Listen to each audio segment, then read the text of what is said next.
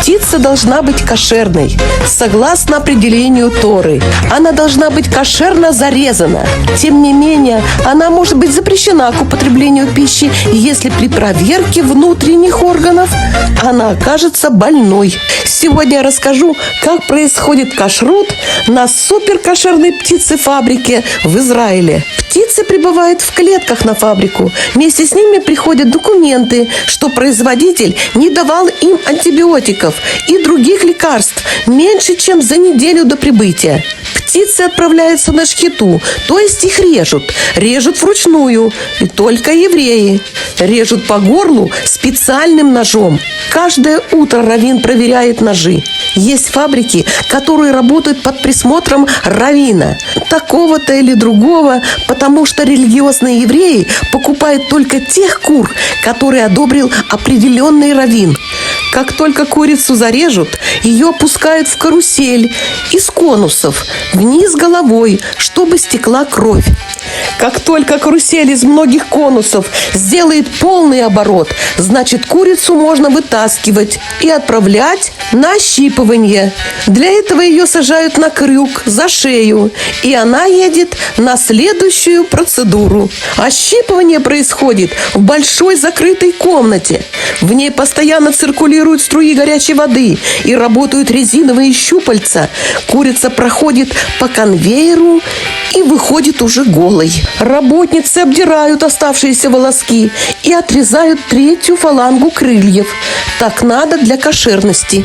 Далее вырезают брюшко и отрезают желтые ноги. Их выкидывают, потому что их трудно очищать от кожи. Китайцы одно время просили купить эти ноги. У них это деликатес. Они варят их в сахарном сиропе. Но израильтяне не согласились, и они их выкидывают. Вы только представьте, что дальше. Курицу бросают в большой чан с лопастями, которые гребут в одном направлении. В чане очень холодная вода. Курица должна остыть до температуры 4 градусов по Цельсию. Так она плывет до другого цеха. Холодную общипанную курицу кладут на ленту конвейера. Особой лопаточкой работник вытаскивает внутренности и бросает их на стол. И тут начинают работать пульмонологи. 5 раввинов стоят у ленты и мнут куриные легкие. Если они плотные и в руках потрескивают пузырьки воздуха, курица кошерна.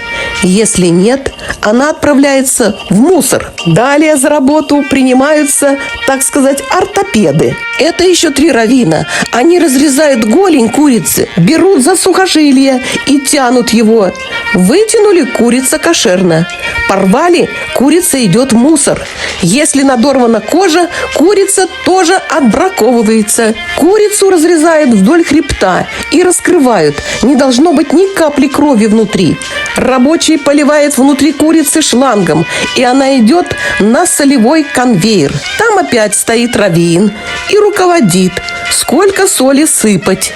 После засолки курица снова идет в чан с холодной водой, но уже в другой, чтобы смыть соль. И, наконец, курицу вытаскивают, немного обсушивают струями воздуха, и она уже идет либо на упаковку, либо на разделку на части. Все эти процедуры раввинов поднимают стоимость килограмма курицы на 5 или 10 шекелей за килограмм. А какие признаки и правила кашрута для рыбы, я расскажу в следующем видео. Я не прощаюсь с вами, а говорю вам до новой встречи!